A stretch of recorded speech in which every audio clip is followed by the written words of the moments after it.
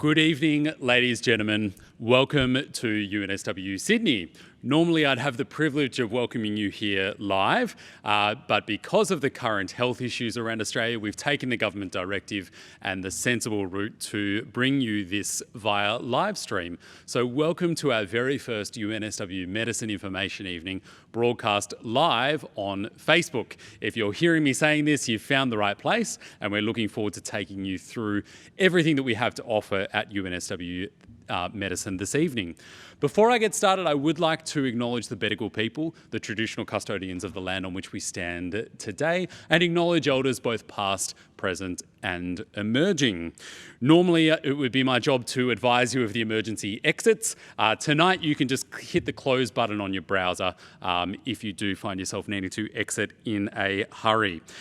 This evening, I'm very lucky to be joined by a range of speakers, and I'll introduce those to you as we go through. We're lucky to be joined by our Program Authority, Dr. Sean Kennedy, who will talk you through what your first year at UNSW Medicine might look like. I've also got three of our executive members of our Medical Student Society who are all excited to talk to you this evening, and it wasn't that long ago that they were right where you are now today, and I'll introduce you to those as we go through. We also have some really exciting news from UNSW Medicine about a new entry pathway available to students via our Gateway Entry Scheme from low SES backgrounds, and a new Wagga Wagga campus option as well. Now, we are going to take your questions live. You may well like to write them in the Facebook comments, but the best way to get them to us live tonight is via Slido. So slido.com/UNSW Med. That's UNSW MED, and you will see that on the screen as we go through the course of the evening. Put your question in now. You have the opportunity to upvote popular questions, and we'll get to them at the end of the authorities as we go through. We will also record this evening and ensure that a link is available to you if you wish to watch this again in the future, or you do have any further questions. And we'll talk at the end about other ways to get in touch with us as we go through. Now, the one thing I do want to mention is that tonight we are here to talk about entering UNSW Medicine in 2021. I know that it's a really tricky time at the moment in regards to impact on educational institutions and schools. You're probably looking at a lot of questions that you might have at home. We're not going to delve into the COVID-19 questions at the moment. It's a rapidly emerging issue for both Australia and UNSW. The one thing I will mention is that, as you may imagine, the UCAT testing, which we're going to talk about, there is the potential that that can be impacted by the COVID-19 progression. As of today, UCAT advises us that the testing is scheduled to go ahead as normal in July, but they will keep everybody updated as we go. And our recommendation from UNSW is to just register as you normally would so that we can keep you updated with any alternative arrangements that we may have to make. I can assure you that we are really excited to welcome in our 2021 cohort into UNSW Medicine, so we will find a way to get you in here, I promise. Okay, without any further ado, I'm going to welcome up our first speaker for this evening, Dr. Sean Kennedy, who is our Program Director specialising in the first year of UNSW Medicine.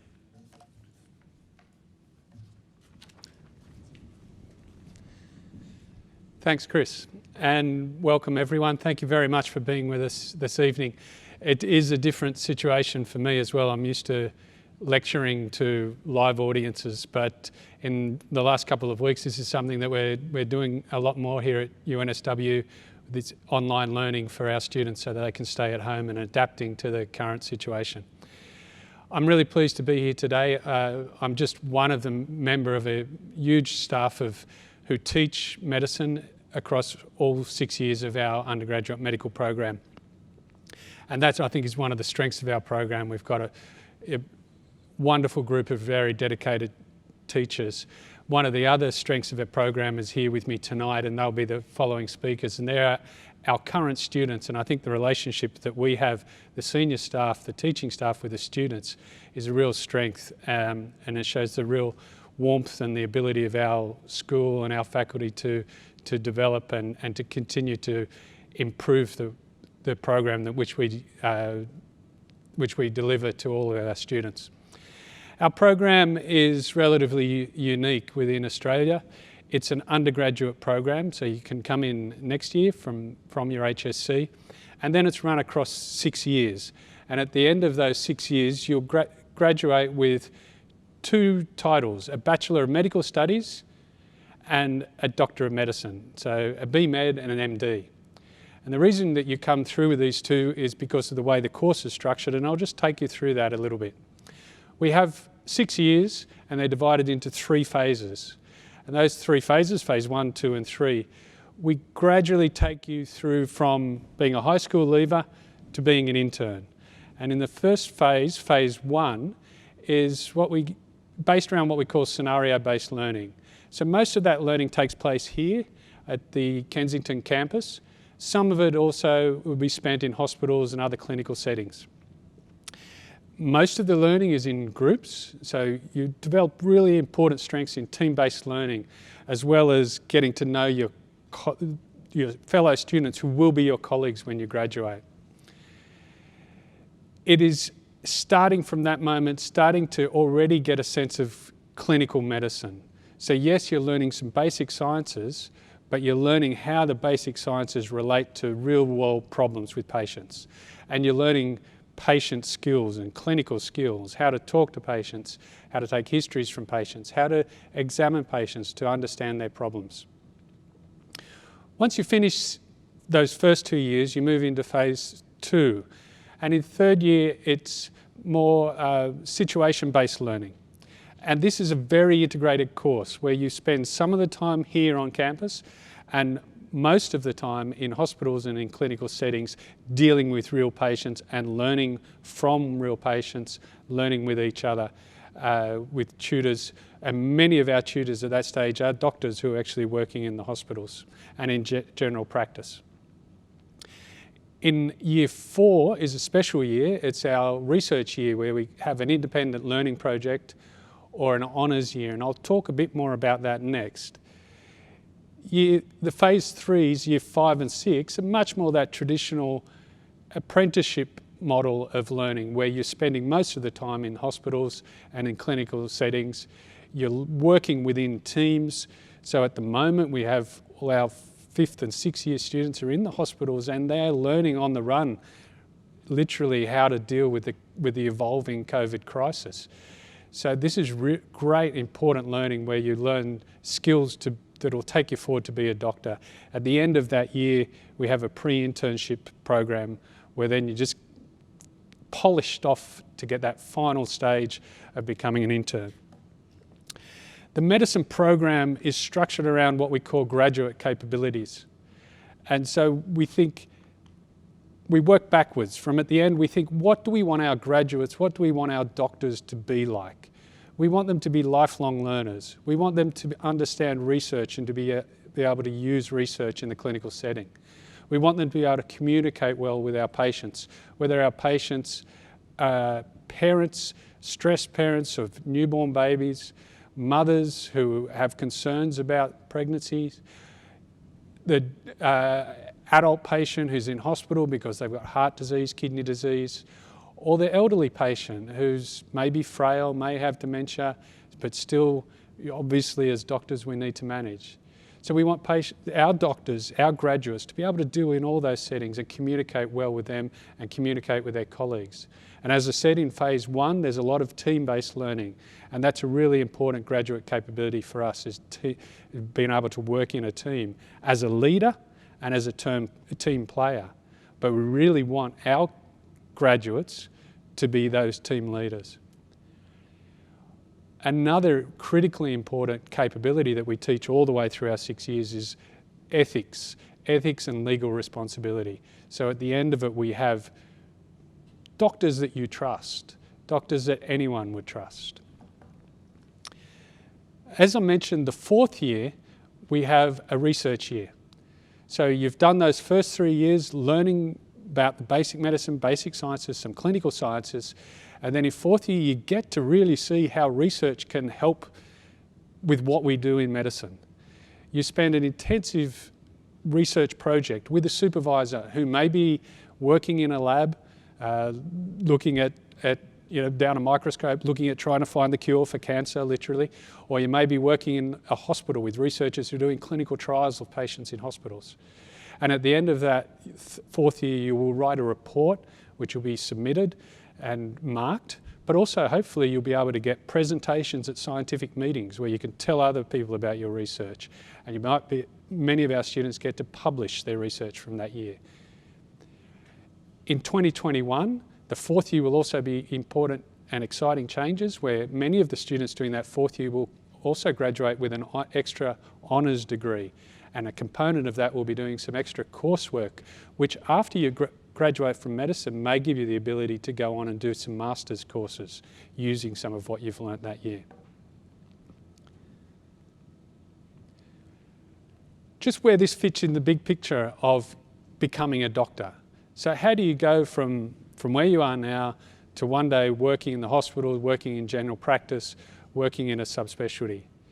We go through these undergraduate studies, the 6 years at UNSW, then you'll be in the hospitals, you'll do your internship, your PGY1 or resident year, and then if you decide to go into a specialty or go into general practice, and I'll list some of those specialties in the next couple of slides, then you'll do these extra vocational training. But whatever you do in medicine, all doctors, to be a good doctor, to get the most out of medicine for their patients, but also for us as doctors, we need to be lifelong learners. And that's what the UNSW Medicine program really sets up our students, to be lifelong learners. And some of those careers that you can get into after graduating medicine: general practice. You can go into physician training, and that includes all the ologies, gastroenterology, cardiology, it's very relevant these days, infectious diseases. You can do paediatrics, and in paediatrics you can do all the subspecialties in paediatrics, the paediatric gastroenterologists and the nephrologists. The surgeons, it could be a neurosurgeon, a general surgeon, upper GIT surgeon, a foot surgeon, a knee surgeon, an orthopedic surgeon. These all have to start obviously with a basic medical degree. Obstetrics and gynecology, psychiatry, pathology. So you may be within pathology be doing microbiology, be doing anatomical pathology. Radiology, which I think in the future will have more and more technology to be able to get images from our patients, MRIs, CT scans, ultrasounds, and new technologies, which I don't even know about it yet. Genetic medicine is, again, this really growing field of medicine. So it makes medicine such an exciting degree. Then there's anaesthesia, and this is not an exhaustive list. There are many other degrees, many other specialties. Then there are also specialties which we may not think of sometimes when we're thinking about medicine. These days, at the forefront of what we're seeing is the public health physician. They are the people, the experts that are up there with the politicians now that are telling them how to respond to this pandemic.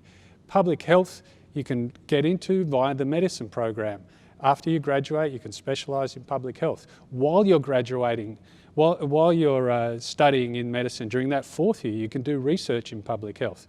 And I'm sure within 4 years' time, you'll be able to do research looking back at how Australia has responded to the COVID-19 epidemic. Then there's health management, there's working in hospitals and running other areas of health, policy making, as I said, for politicians and for the people. And also you could end up being more on this side, doing more medical education at the end of it. But most of our medical educators also are clinicians. Like myself, I'm a paediatrician. I see children in the hospital, and I also spend a lot of time teaching our medical students. As I said, UNSW, the medical course, is fairly unique, and one of the real standout factors is it is an undergraduate course. So we take you all the way, and we go on the journey with you from high school, from HSC, through to being an intern. And from those first few years, you're already starting to get that exposure to patients and clinical situations. And you're learning with your colleagues and your friends along the way. And those friends will become lifelong friends. Many of my best friends are those people that I met at UNSW. I'm a UNSW graduate. Another great strength of ours is all the diverse teaching sites that we have. We teach here on campus, and we teach at clinical hospitals throughout the Sydney area, such as Prince of Wales, St Vincent's, St George, Liverpool, Bankstown, Canterbury, Fairfield. But we also have our rural clinical school, which is based at Albury, Wagga, Griffith, Port Macquarie, Coffs Harbour.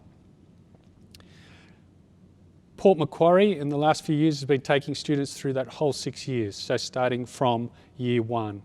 And as Chris mentioned, very exciting, next year we'll also be taking students at Wagga Wagga from year 1.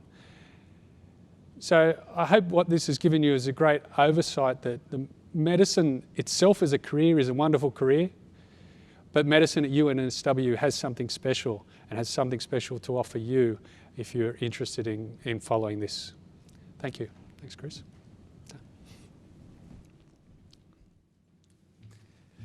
Thank you very much, Dr. Kennedy, and thank you to everybody who's joining us at home. If you joined us on the stream late, you'll see there's a link in the description of this stream about how to submit questions. We'll welcome back Dr. Kennedy in a few more minutes to answer some of those questions as we go. So well worth submitting them now, and we'll come back to those as we go through.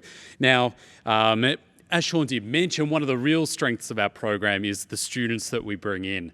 And we're very lucky to be joined by a number of them this evening to talk about how to get in, how she got in even perhaps. It's my pleasure to welcome to the stage Neela Litkui, our Medical Student Society Vice President. Thanks, Neela.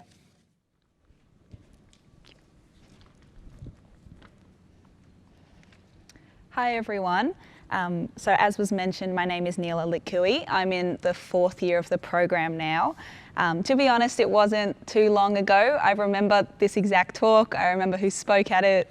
I could tell you half the things that were said before I even prepared for this talk. So I know the application process is one of the very stressful parts. I remember I came in straight from high school and you don't know if you filled out everything you need to fill out, so I'm going to try and walk everyone through it and make it as simple as possible. So if we get started, on the screen you'll be able to see there are 2 applications that you need to put in. This is somewhat unique to UNSW, and if you have friends applying for other degrees that aren't medicine, they'll also only be doing 1. So make sure you remember that it is 2. So one will be, I'll talk about this more in detail later, but one will be through UAC and the other one will be more specifically through UNSW. The university, to assess your application, will also look at 3 other selection criteria. So that will be your selection rank, that might be your ATAR, IB or equivalent score.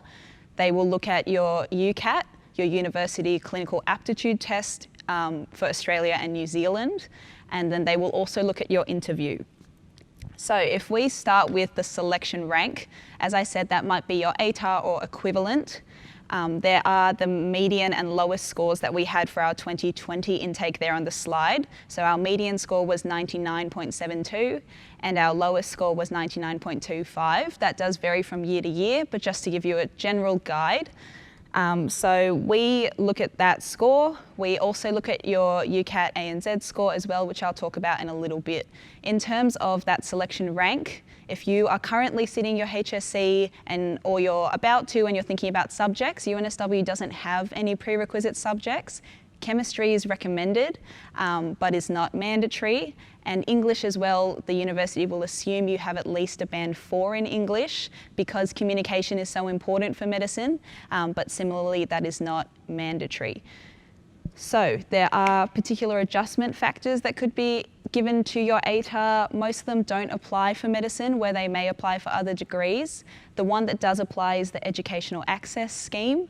There'll be more information about that later in this talk, but also on the website, if you think you might be eligible for that, look into that, but no other adjustment factors are applied for medicine, unfortunately.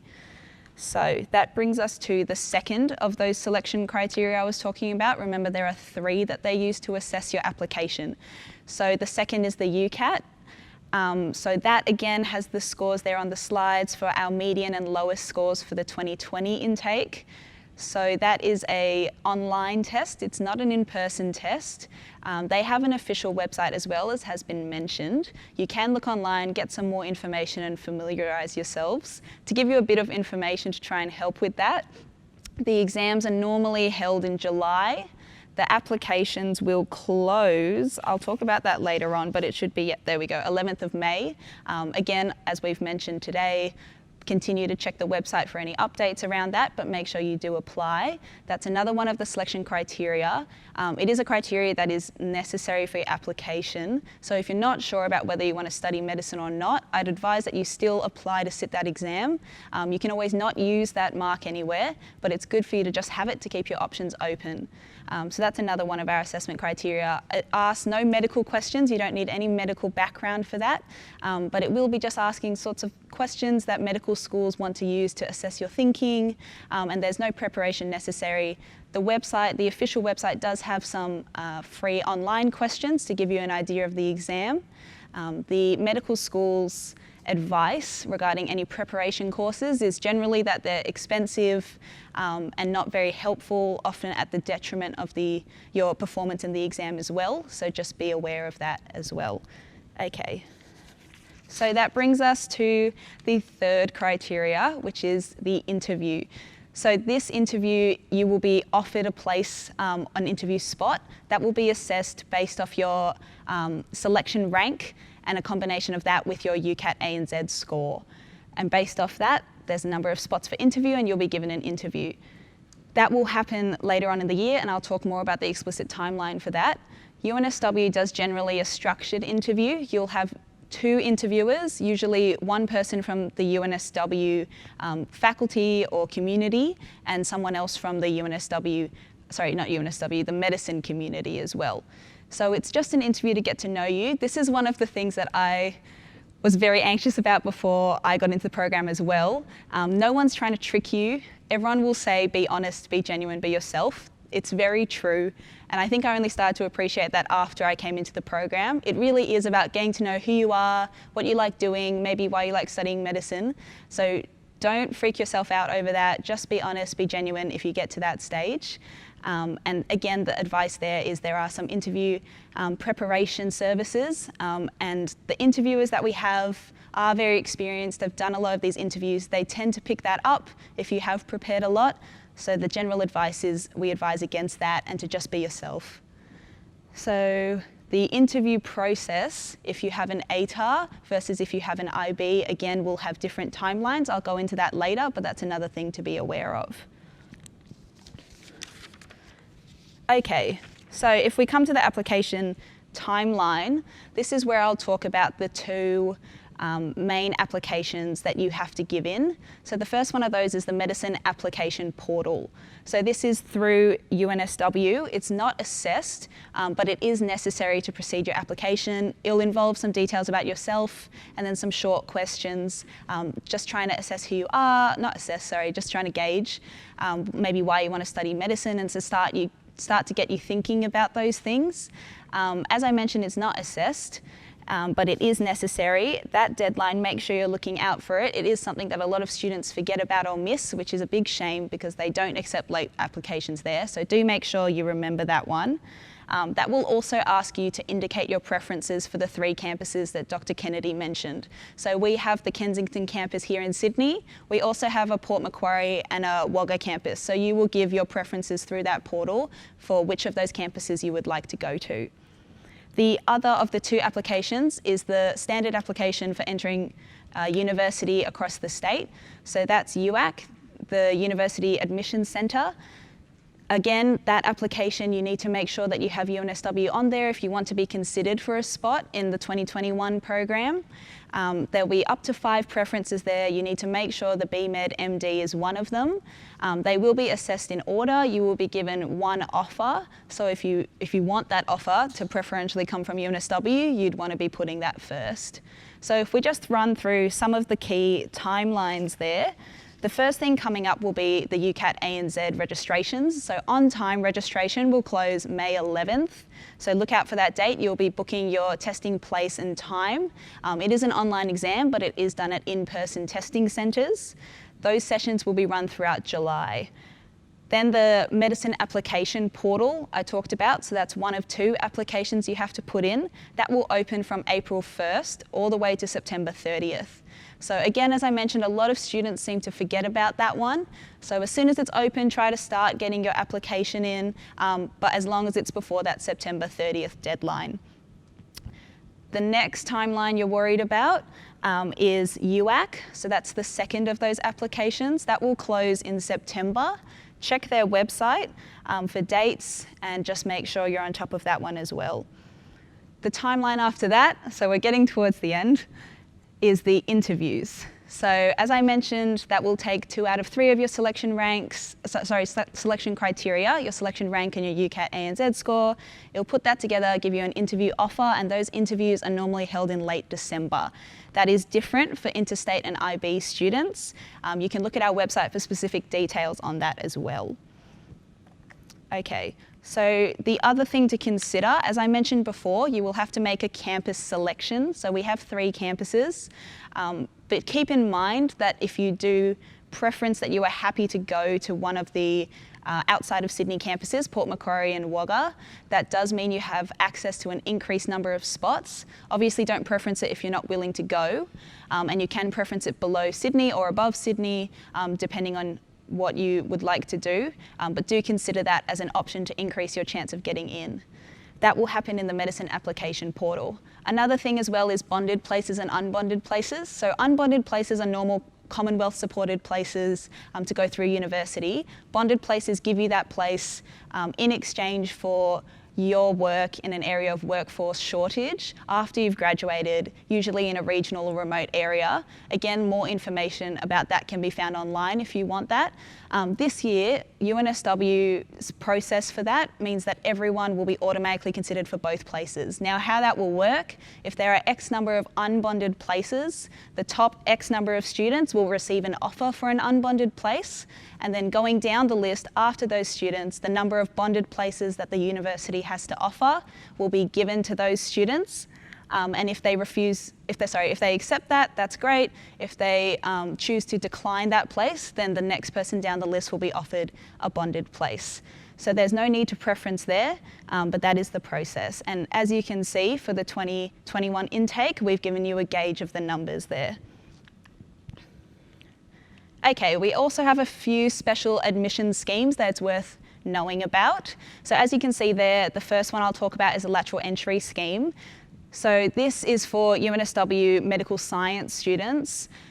How it works is you start your medical science degree. When you're in second year, you apply through this process I've talked about like everybody else, but instead of an ATAR, for example, being used as your selection rank, it will be your core medical science marks that will be used in assessing your application. From there, 10 students will be selected, and those students will go on to finish their medical science degree, do a 1-year honour degree, and then transition into our medicine program, but only completing the last 3 clinical years. So overall, it becomes a 7-year pathway, but do keep in mind this is a very competitive admission scheme. There are a lot of students in medical science and a lot of bright students, so do be aware that you might end up graduating with a medical science degree, and make sure you're only going into that program if you're happy with pursuing that route. We also have our Indigenous entry scheme, so this is for Aboriginal and Torres Strait Islander students. In November, they will go through a 3-week pre-medical program, and successful applicants out of that program will then proceed into the next year's UNSW Medicine program. So again, more information about all of that is on our website. The rural entry scheme is for students who live, as it says there, in a defined rural area. If you think you're eligible there, more information is on the website. Entry is via Port Macquarie or Wagga campuses. There are students that come in to the Sydney campus as well, but there are specific details, so look into that if you think that applies to you. There is a new scheme, as was mentioned, for the 2021 intake, which is very exciting. This is the new Gateway Entry Scheme. So students who have attended a disadvantaged metropolitan school identified by UNSW Gateway and who live in a low socioeconomic area are eligible for this program. There are up to 10 places available for this applicant. It's an access scheme for admission into the UNSW Medicine program, and there is financial support options and so forth once you're in the program. So again, please look into that if you think you might be eligible there. Okay, so the big question, what if I don't get in? So there are a lot of options there and a lot of things that they've written.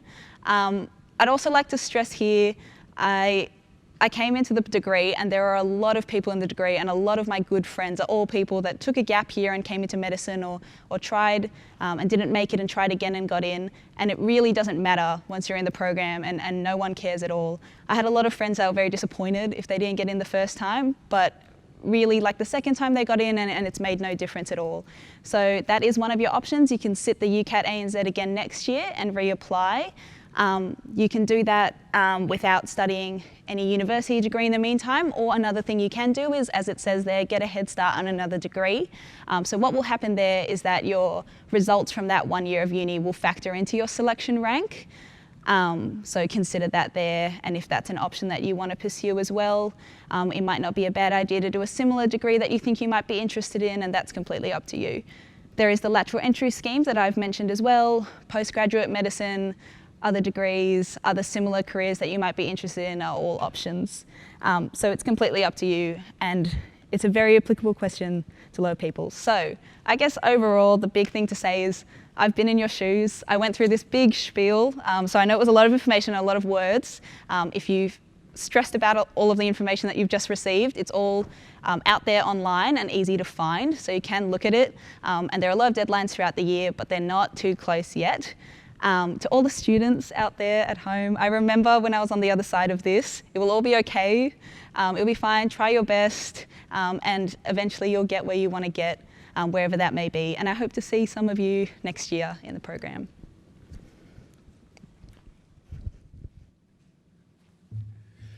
Thanks very much, Neela. And lots of questions coming through on Slido about entry requirements and the UCAT. When we were standing here this time last year, we weren't able to tell you the statistics around our UCAT entry, but now we can. So please do refer back to that slide to see the median scores and what was required for entry into this year's cohort. We'd imagine that'd be relatively similar next year, but that always does vary depending on the cohort of students applying for the program. If you do have any more questions, you can jump straight onto Slido /UNSW Med. One of the other questions coming out on Slido that Neela touched on briefly was postgraduate study versus undergraduate study, and we might dive into it a little bit later. Important to reiterate that UNSW Medicine is an undergraduate program. We don't offer the postgraduate medical program, whilst we have a number of different studies in medicine in our postgraduate suite of offerings. You would be looking for one of our friends up the road if you were looking for a postgraduate medicine degree. We're doing undergraduate medicine here at UNSW, and we might talk a little bit later about some of the dynamics and the differences around those programs. So, we've got some more students ready to come up now.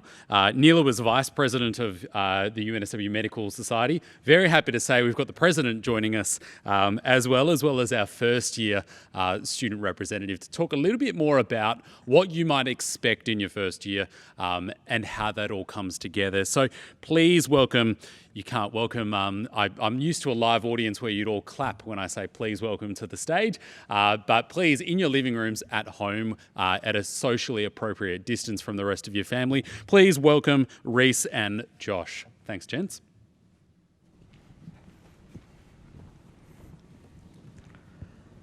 Hello, hi, my name's Reese. I'm the President of the University of New South Wales for 2020. And this is Josh, he's a friend of mine. He's also the first year representative and the secretary for the University of New South Wales Medical Student Society. So you've heard a bit about the degree from Dr. Kennedy, and you've also heard about how to get in. But me and Josh, we want to talk about what the medicine student experience is like.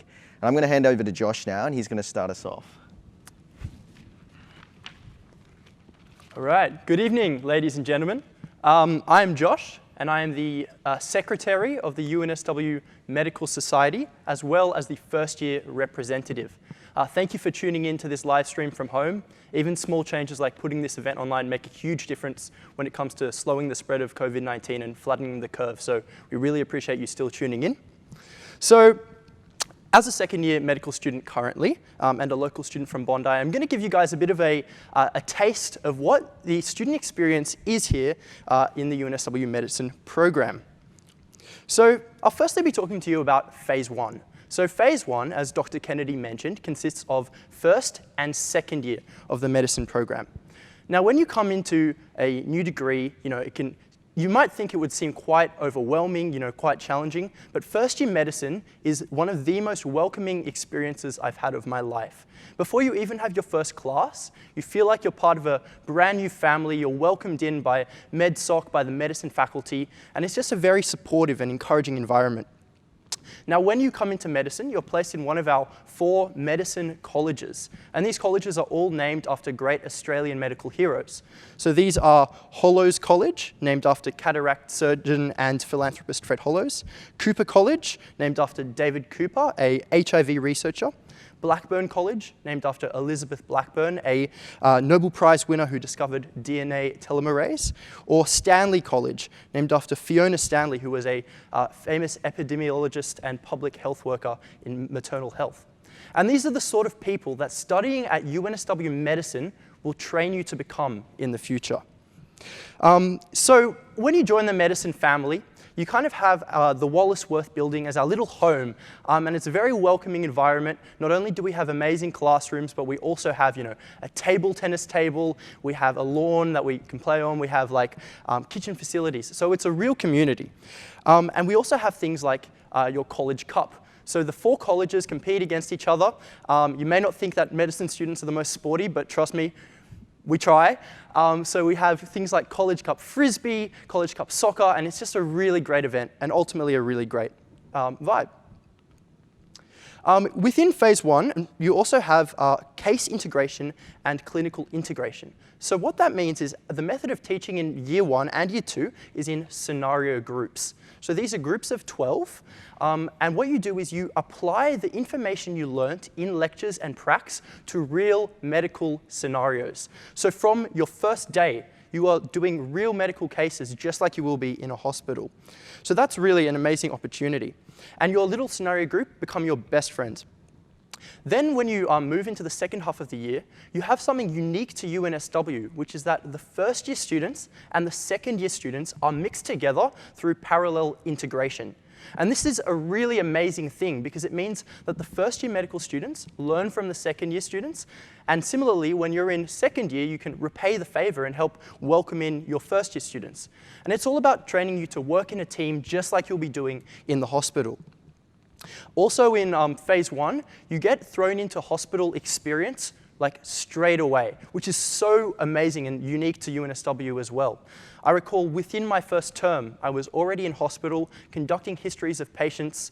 I recall, my first history was with an elderly lady who had just recovered from a 5-year battle with cancer. So these are really unique and privileged opportunities to have as medical students here at UNSW. In Phase 1, we also have a hugely diverse range of events and experiences for you to engage in. So we have things like our annual Med Ball, our medicine Talent Quest, which the faculty get involved as well. We're really tight with our faculty. We have groups like Charities and Wellbeing that put on our Charity Week. We have an Environment Week. And you can also represent UNSW at things like the Australian Medical Students Association National Convention. So as you can see from the photos here, there's so many amazing ways to get involved. For first year, we also have MedCamp and peer mentoring. So MedCamp happens at the second week of your medicine degree, and you go away with the entire medicine cohort, and essentially it's so much fun. It will be the best experience of your life. You get to know everybody, you learn everyone's names and who they are, and you come back just feeling like this really tight bunch. Peer mentoring is also a really amazing thing. essentially every single first year student gets paired up with students from older years, and the older year students can teach you the best way to learn, help you settle into uni, share the best notes and resources with you. So all of these are just really great things to help you settle into your first year. So ultimately, phase 1 does two main things. It establishes very strong foundations for medicine in terms of your knowledge and hospital experience. And also, it engenders a very powerful sense of the UNSW Medicine community that we have here. Then moving on to phase 2, which is third and fourth year. So third year is a coursework-based year where you are spending 3 days a week full-time in hospital, which is such a great opportunity to get working with patients and expanding your medical experience from a very young age. And you get to select or preference which hospital you're at, and you just learn so much through doing that. You can also elect in third year to spend your year rural. So there are a lot of rural hospitals that you can apply for. The campuses there and facilities there are amazing, and it's also a really unique opportunity to learn about rural health issues and help bridge some of those divides between metro and rural health that we have existing in Australia at the moment, which is something that UNSW Medicine is very passionate about. Then in fourth year, we have another thing unique to UNSW Medicine, which is our ILP honours year. So every single student here has the opportunity to spend a whole year researching something that they're passionate about in a hospital of their choosing with absolute experts on the topic. And what this means is that when you graduate, you have a piece of writing or piece of research that has been published to your name.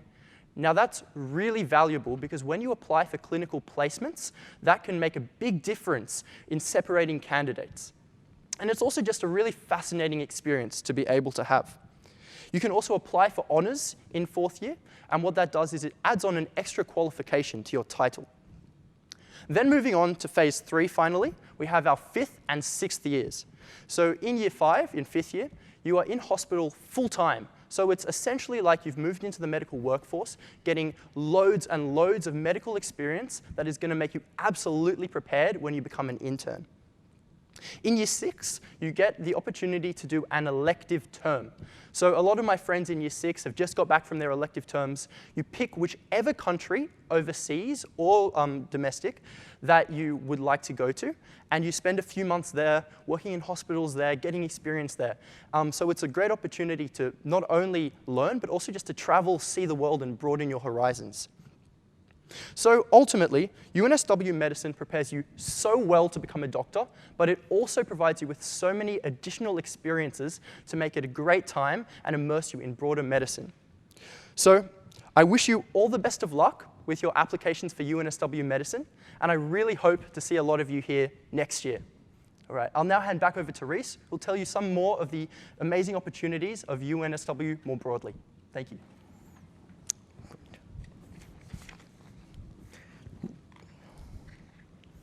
Thank you, Josh. So just to reintroduce myself, I'm the president of the Medical Society for this year, for 2020. My name's Reese. I'm a fourth year medical student at UNSW. Well, you've already heard a lot about the UNSW program. You've now heard a lot about the student experience. I'm going to be talking a little bit more about the wider student experience and also about UNSW MedSoc itself. So, first, we're going to be talking about ARC. This is almost the umbrella, so you will, society of the university. It contains a lot of different societies within it, and it's generally the driver of the student community at UNSW. And like I said, it does have so many different societies. The first one is the Medical Society that I'll mention. There's actually a picture on the slides there of our executive team in our purple scrubs. But then ARC and UNSW, ARC contains so many different societies, everything under the sun. There's a Dog Appreciation Society, a K-pop society, a Ministry of Dance Society, a Quidditch Society, a Rugby Underwater Society, and I'm not actually joking, that does exist. And they do events all the time. And all I'm trying to say is that you can really throw yourself into countless opportunities at UNSW. And yeah, I guess, and then the next thing to say is that you really can continue your passions here. and you really can feel welcomed when you come here. I'm actually from Canberra. I did my high school and HSC at Canberra Grammar School in Canberra, and then I moved to Sydney in order to study medicine.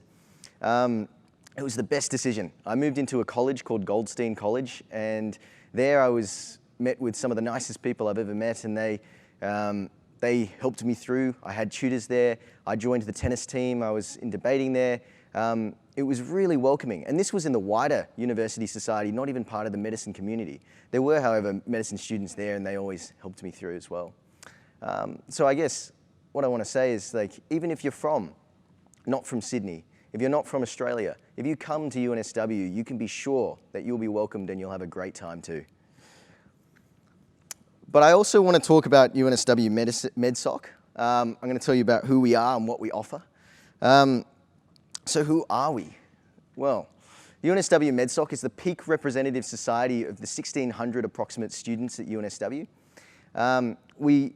I like to say that we do three main things. We give advocacy, experiences, and community for medical students here at UNSW. Because our aim at the end of the day is to make sure that medical students at UNSW have the very best experience that they possibly can. And that's how we deliver them, with advocacy, experiences, and community. So what do each of these things mean? The first one, advocacy, we try to represent our students as best as we can, provide them with support wherever we can. This means that we speak directly with faculty, and collaborate with them in order to make sure that our degree is agile and dynamic, and that it offers the most, that it makes our graduates qualified when they leave. We also have specific interest groups, women in medicine sector of the medical society, as well as our UNSW queer portfolio, which help to provide equity and inclusion in our society. We've also got a whole slew of special interest groups which provide events and experiences for our students. There's a surgical society where you can learn how to suture.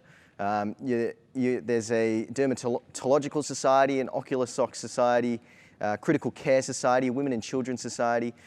Each of these special interest groups helps students share their passions in particular specialties, learn about them, learn from doctors, and we actually get doctors that come in from the hospital to teach our students all of these skills. But then also, we've also got performing arts, and I love the performance arts groups in UNSW. UNSW MedSoc. One of the big ones is a thing called MedShow. It's a big theatrical production with actors, singers and dancers, and it's put on to a huge audience of some 800 people or so. I've done it for 3 years now. I'm kind of insane, but I might come back and do it another year, I think. We'll see. But I thought actually that I was going to lose a lot of my passions when I came into medicine at UNSW, because I thought it was just going to be a lot of study. And there, of course, is a lot of study. You're going to have your head in the books a lot of the time, and you will have to knuckle down. But I remember I joined all of these clubs, UNSW MedSoc as a volunteer, and also MedShow. And, well, I found out that I didn't lose my passions at all. I got to retain them and gain new ones. I learned how to dance. I got to share my existing passions, singing, that used to be so private to me, and I got to share it with a lot of friends that understood how I felt, and we got to share it on stage together, and some really incredibly valuable experiences. Apart from MedShow, there's also a medical music society. I'm sure there's a lot of budding, incredible musicians that are applying to come here. But that's, I guess, what I wanted to say about UNSW student experiences. There's so much on offer, both in the wider university and also provided directly by MedSoc. I want to finish by saying that you're really only in these university years once, and I know that sounds silly, and that you've probably hear that sort of thing from all sorts of people, but I want to stress that these are very unique years in your life. You would have just finished high school, and so you know a thing or two. You would suddenly have, though, so much more independence than you would have ever had before. But you don't have the responsibility. You don't have bills to pay. You probably don't have children or a mortgage. You probably, there's no lives on the line at this stage. You can learn. You can live and you can throw yourself into it. And if you came to UNSW, you'd be a future doctor at one of the best universities in Australia, studying medicine. You'd be surrounded by some of the brightest people in the country. These are people, and if they're anything like the ones that I've met, they'll be some of the most important people in your life. We have one of the most supportive faculties that I've ever seen, and one of the most supportive student communities as well. I've had 3 of the best years of my life here at UNSW, and well, I hope that you know that we would be committed to making them the best of yours. I hope to see you soon. Cool.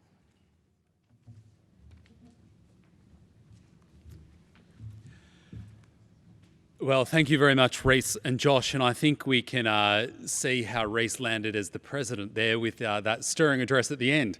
And I'm glad you mentioned Med Show, Reese, because there's been a few fans on Facebook jumping on, just pointing out that we might have had some Med Show stars amongst our midst tonight in the comments. So very good. You can go back and watch Reese and Josh's speech at any point in time because this will live on our page for some time to come. So I don't think we told them that beforehand, but thanks very much, gentlemen. So I'm joined now by the full cohort of our speakers this evening, and we're going to throw some of the questions that you've been kind enough to submit on Slido. Now, if we don't get to your questions tonight, we will answer them in follow-up to this event. So we will release answers to all of these questions to everybody who's registered to attend the event. So do keep an eye on your inbox, and you are able to go back and watch this stream at any point in time to answer some of those questions. But let's dive into those questions now. So, Neela, I'm going to come to you with the first question because you were the one that talked to the UCAT stats. So what was the lowest UCAT score of a student accepted into medicine in 2019? In fact, if you could tell us the lowest, the median as well, that would be great. Yep, sure. I've got them with me just to make sure that they're correct for all of you at home.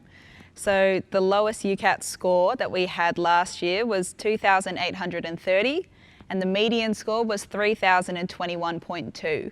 Now, there is a cutoff for the lowest score that will be considered for an application for UNSW Medicine, and that is a percentile of 50%. Okay, and you talked a little bit about some of the alternative pathways to get into medicine.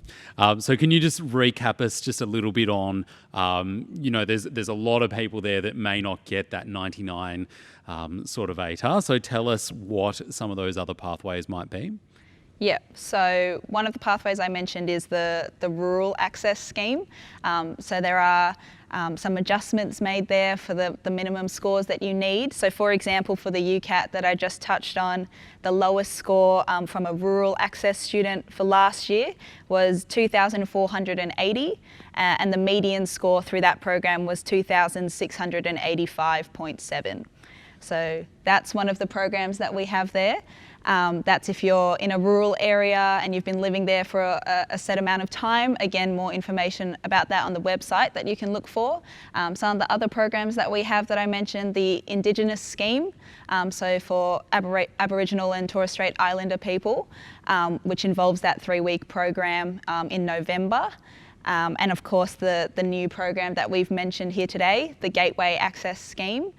So that's for UNSW Gateway schools and low socioeconomic area students to apply. And then there's financial scholarships as well associated with that to support you throughout medicine.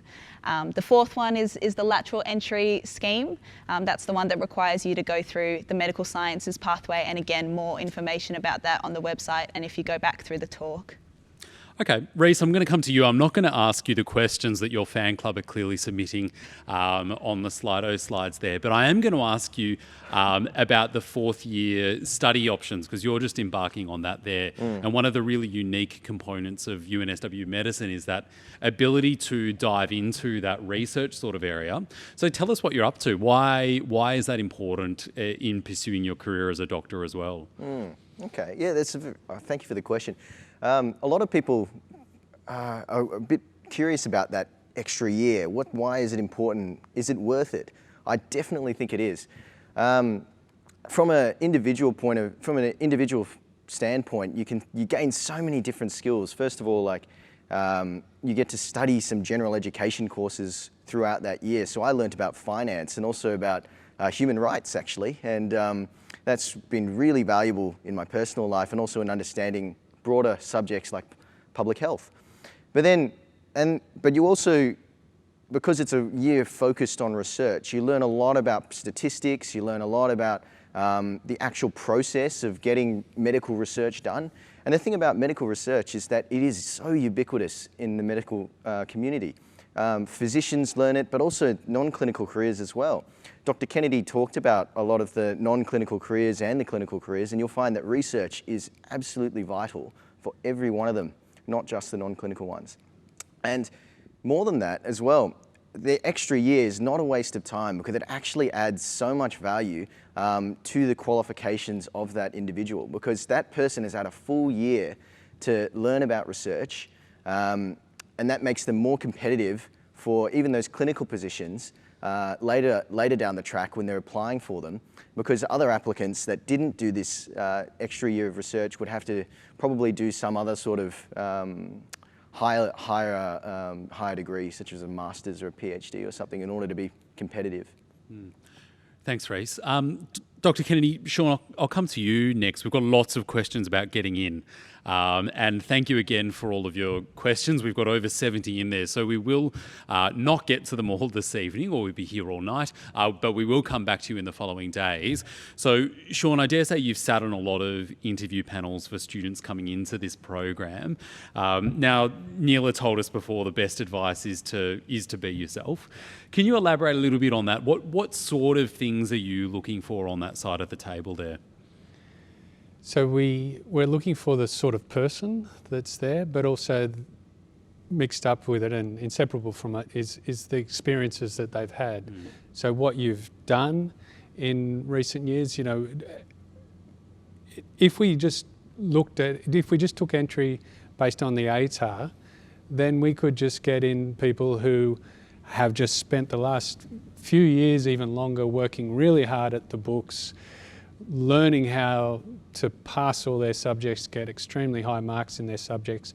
They'll be really bright, but if you step back and look at it, not a perfectly rounded person. Now, they may be great people and they may make great doctors, but we know that to really make a great doctor, you need a lot of skills apart from just being able to study and to get high marks. And so that's what we're looking for in the interviews, is that more rounded person, a person who has other interests, a person who can articulate their interests, and a person who has a strong sense of purpose and a strong sense of reason for why you want to do medicine. And a lot of us sit there at the stage that you're at thinking, yeah, look, it might be good to be a doctor, or if I get the marks, I'll do medicine, or my mum and dad want me to do medicine. But I think you need more than that. It's like a real reason why you want to do medicine. Hopefully today's inspired you and given you some of those reasons.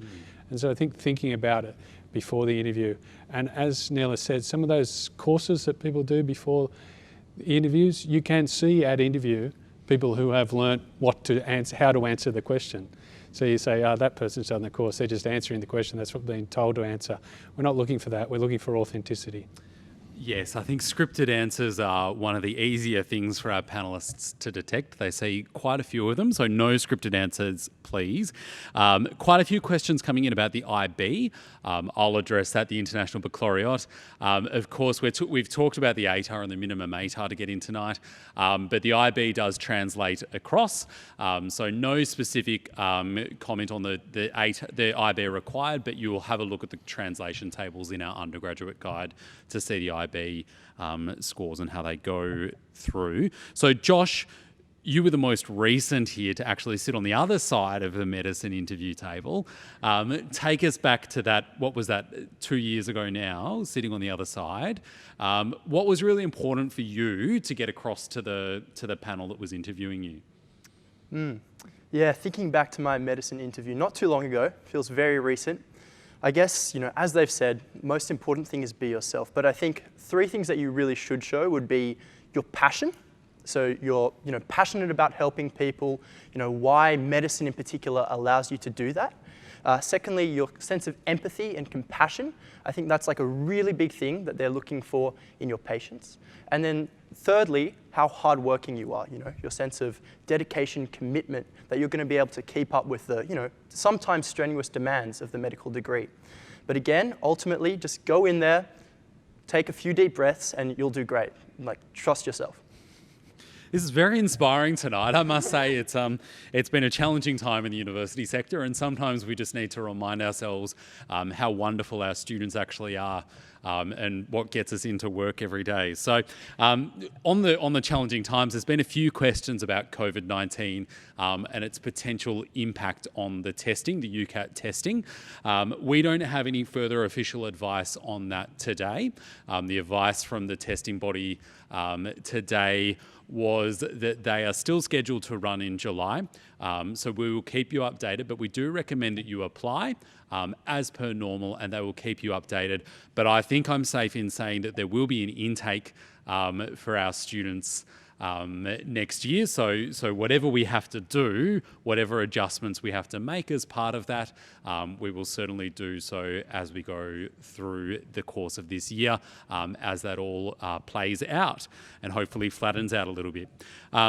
So I'm going to go for one last comment from each of our panelists down the line because I'm just about out of time. But as I said, I'm going to make sure that we follow up on all of these questions as we go through. And you're always welcome to contact us at UNSW if you do have any detailed questions at all. And we'll make sure all of our contact details are available to you. So I'm going to start down the end there with Josh, and the question that I'll pose to firstly our three students, and I'll frame it slightly differently for Dr. Kennedy, is Josh, you're 2 years in to medicine. What's the one thing you wish someone had have told you when you were sitting back there in year 12 at this point in time? And Dr. Kennedy, I'm giving you a little bit longer to think about it on the assumption that you were a little bit further back. Very presumptuous of me. So Josh, what was the one thing you wish you'd been told about entering down this path?